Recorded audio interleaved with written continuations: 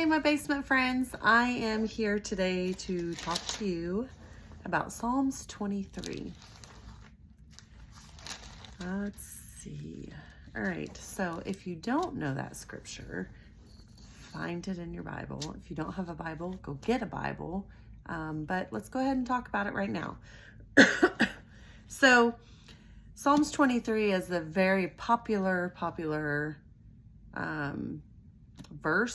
chapter in the Bible that a lot of us Christians use because we go through a lot of trials, a lot of tribulations, and this scripture right here just helps give us peace and helps us know that God's always with us. No matter what we're going through, God is with us all the time. So, the Lord is my shepherd, I shall not want. So the thing about a shepherd is they're out there with the flock.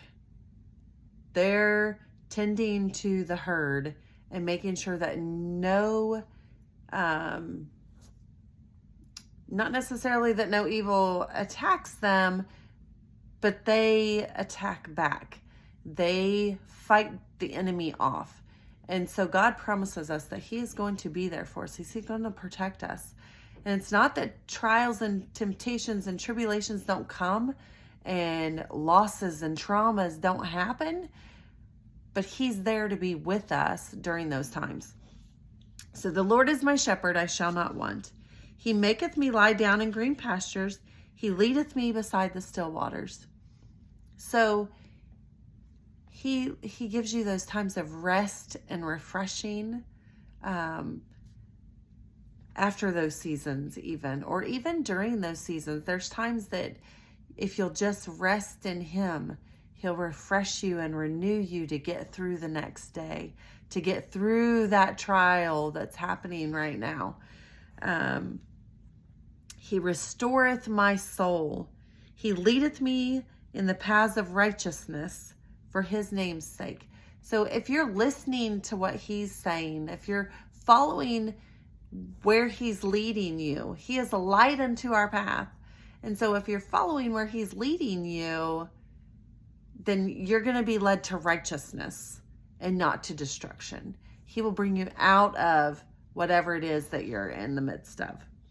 Yea, though I walk through the valley of the shadow of death, I will fear no evil. So no matter what you're going through, you don't have to fear, because God is right there with you. He's holding your hand. He's carrying you through. He's there. You don't need to fear. I fear no evil. Even though I'm walking through the valley of the shadow of death, I will fear no evil, for you are with me. Your rod and your staff, they comfort me. As a shepherd, he has his rod and his staff, and it has a hook on the end to reach around and grab them by the neck and pull them back in. Because sheep, they just kind of wander. And so the shepherd has to reach out and grab and pull them back into the herd and say, hey, come on, come over here. I need you to stay with the group. So as you have those times where you're starting to go the wrong way, God's going to steer you back as long as you're listening, as long as you're reading His word, you're listening to ministers on YouTube, going to church services and listening to your minister. As long as they're preaching the word of God accurately, they're going to lead you to Christ and on the path of righteousness, and you will be spared. You will not have to have fear of death because He's with you. And even if we were to die on this earth, we're promised eternal life through Jesus Christ. And so there's nothing to fear. Thou preparest a table before me in the presence of my enemies.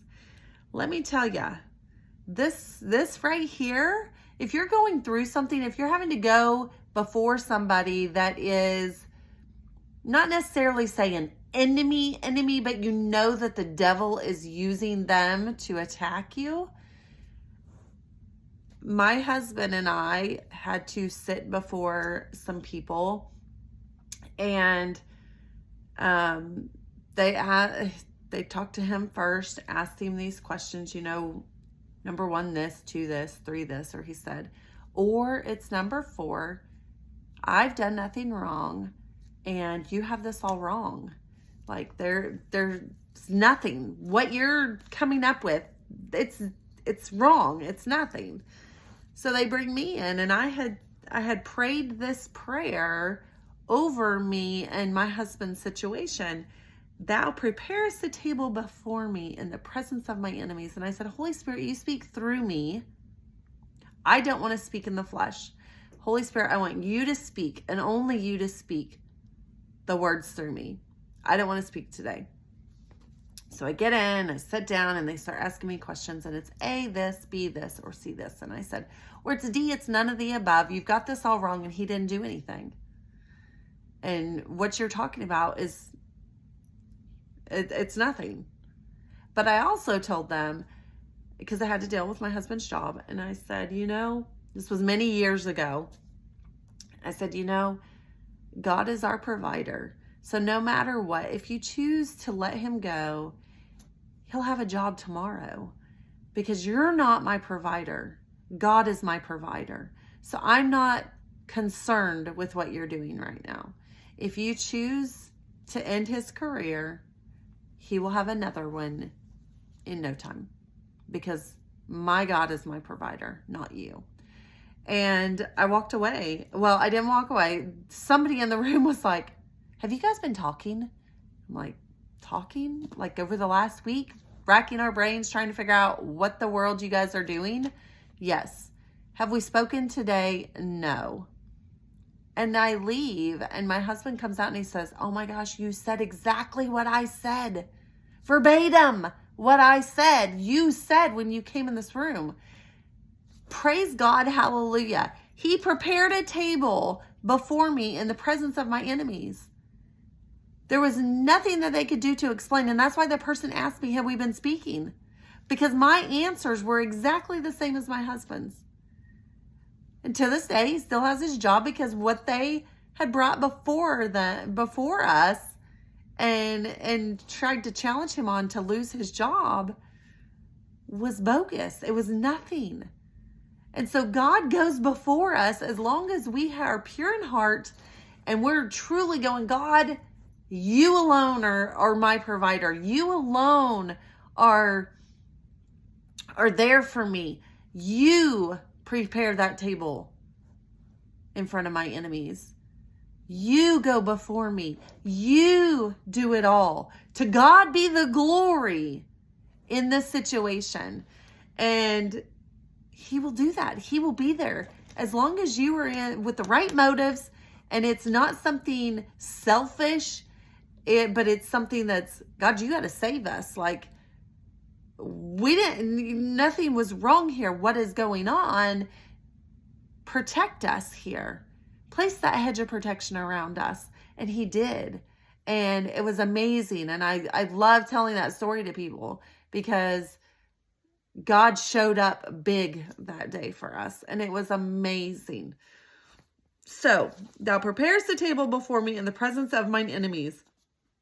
Thou anoint my head with oil, and my cup runneth over. So, he fills us up to overflowing so that we can pour out into other people. So, if God's been doing something good in your life, you need to pour it out. You need to speak about it. You need to, if you have social media, Facebook, Instagram, TikTok, whatever it is, Snapchat. If you have a platform and God's been doing something in your life, you need to voice it. People in this world need to hear all that God is doing in his people's lives, because so many people have pushed down. We can't talk about it. They took prayer out of school. They took the Bible out of school.